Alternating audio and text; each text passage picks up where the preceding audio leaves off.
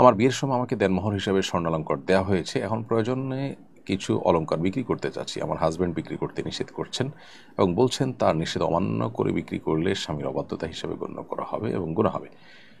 আমার নিজের সম্পদ বিক্রি করার ক্ষেত্রে স্বামীর নির্দেশ মানতে বাধ্য কিনা? আইনত আপনি স্বামীর নির্দেশ মানতে বাধ্য নন, যেটি আপনার সম্পদ সেরিয়া বিক্রি করাটা একান্ত আপনার এখতিয়ারাধীন। কিন্তু আপনাদের দাম্পত্য জীবনে সুখ শান্তির প্রয়োজনে স্বামীকে আপনার প্রয়োজনটা বোঝানোর চেষ্টা আপনি যেমন করবেন, ঠিক একইভাবে স্বামী স্ত্রীর উপরে অনধিকার চর্চা করবেন না।